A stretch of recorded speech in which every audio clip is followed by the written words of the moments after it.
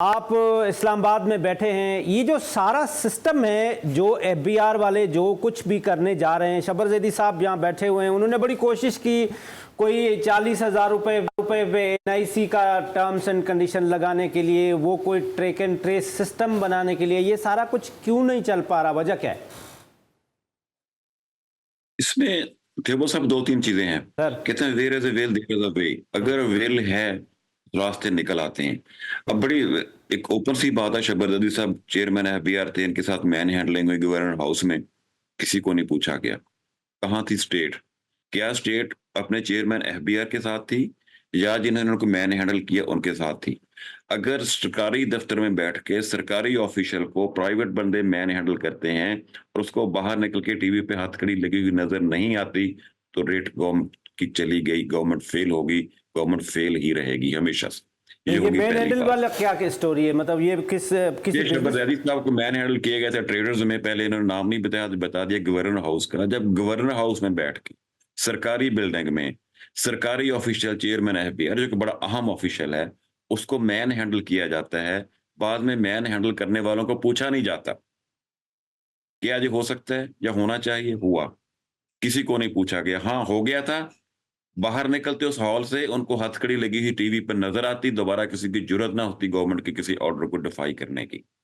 100 argument हो सकते हैं, लेकिन ये नहीं हुआ। आप ये कहना चाह रहे हैं कि ये बिजनेसमैन इतने पावरफुल हैं कि ये चेयरमैन को थ्रेट करते? पागलफुल नहीं है, गुंडे हैं। आपके सामने थ्रेट नहीं किया, फिजिकल हुए इनके साथ, थ्रेट नहीं किया। थ्रेट छोटा लफ्ज है। सरकारी दफ्तर में बैठ के सरकारी अफसरान की मौजूदगी में इनको मैन हैंडल किया गया और मैन हैंडल करके वो ज्यादा ना घूमते रहे आज तक। नहीं, ये आप बड़ी बात कर रहे हैं कि मतलब शबर जैदी साहब चेयरमैन थे, उनको मैन हैंडल किया? बिल्कुल किया, पूछे ही जानता है, ये जानता है, पता है इसको। मैं कह रहा हूँ, मैं भी कह रहा हूँ, सामने कह रहा हूँ। अच्छा, और वजीर आजम गवर्नर हाउस में वजीर आजम साहब भी बैठे थे? नहीं यार, आप समझे, वजीर आजम से मीटिंग थी, आई थिंक ये भी था। वजीर आजम ने कहा मुझे कि तुम इन ट्रेडर के साथ जाकर एक साथ वाले कमरे में बात करो। ठीक, मैं साथ वाले कमरे में चला गया, मेरे ऊपर तूल पड़े। मुझे शक्लें याद है, मुझे बलखम साहब की या तवाब साहब की सपोर्ट नहीं चाहिए, मैं उनको खुद हैंडल कर लूंगा, मुझे याद शक्लें अच्छी तरह याद है। आप परेशान नहीं हो। ये ट्रैक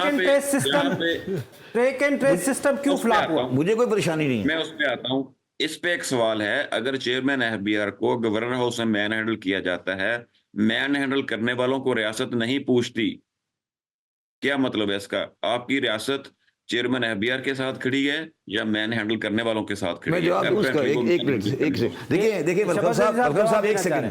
मैं चाहता तो उसको अरेस्ट करा सकता था, ठीक है। मैं उस इशू को नहीं, सुन ले मेरी बात, मैं उस इशू को मैं सिर्फ बताना ये चाहता हूं, अगर एक आदमी बदतमीजी कर रहा है ना किसी के साथ, उसकी बदतमीजी उस आदमी के साथ है। मुझे उन सारे लोगों की शक्लें याद हैं, ठीक है। मैं कराची में रहता हूं, मैं भी कराची में एक ताकतवर इंसान हूं, मैं उनको हैंडल कर लूंगा, मसला नहीं, ठीक है। मगर मैं ताकतवर आदमी है, मैं समझता हूं, मैं उस इशू को, लेकिन मुझे अच्छी तरह शक्लें याद हैं। आप पर्दा न डालें, इस पे बताएं हुआ बात क्या हुई और वो कौन थे, नाम बताएं। मुझे मतलब जरूरी नहीं, मैं सिर्फ अर्ज ये कर रहा हूं कि ये जो ट्रेडर की वाले हैं, इन्होंने तरीका वारदात ये रखा हुआ है कि ये बात करने आते हैं और ये 5-6 बदतमीज साथ लाते हैं। बदतमीज से मतलब क्या है? क्या वो बदतमीजी करते हैं, गाली गलौज करते हैं? आप क्या बिजनेसमैन लाते हैं? बिजनेसमैन, मैं बता रहा हूँ ना, देखिए मेरी बात। अच्छा, इसमें एक बड़ी इंटरेस्टिंग बात बताओ आप, ये आपको, ये तो बेचारे, मैं फिर इनको कहूँगा ये मासूम है। ट्रेडर वाली जो लॉबी है ना, उसको लेड करती है जमात इस्लामी, ये आपको शायद नहीं पता। उसके 2 लीडर हैं, एक काशिफ चौधरी और एक नईम मीर, ये जानते होंगे। दोनों किस पार्टी के, इनसे पूछ लें, पूछे इनसे। मुझे पार्टी का नहीं पता सर, मैं बता रहा हूँ आपको, ये दोनों हैं ना, ये ट्रेडर्स के लीडर हैं। अच्छा, सुन लें, काशिफ चौधरी ऑल पाकिस्तान तर्जुमान ताजरान का सदर है। उसने इस दफा इलेक्शन लड़ा है इस्लामाबाद से जमात इस्लामी के टिकट पर। आपको याद है जमात इस्लामी का एक थंडर स्क्वाड हुआ करता था, याद है आपको? एक जमात इस्लामी का थंडर स्क्वाड होता है, एक जमात इस्लामी की अच्छा से फेस होता है। ये बिल्कुल वही क्या काम करते हैं, एक बड़ा अच्छा फेस है जो खालिद तबाब जैसे लोग हैं, और एक थंडर स्क्वाड है जो बदमाशी के लिए होता है, जिनके साथ लड़ाई झगड़ा करना होता है, जिन्होंने बदतमीजी करनी होती है, जिन्होंने गोल गपाड़ा करना होता है, शोर शराबा करना होता है, बात नहीं करनी होती। तो हमने इनको भुगता हुआ है, ठीक है। अब हमें अच्छी तरह पता है कि कौन है, कहाँ है, क्या है, हम चाहें, जब हम पावर में थे, हम चाहते तो उन आदमियों को आधे घंटे में उठवा सकते थे, उनकी 10 दिन तक शक्ल भी नहीं नजर आती।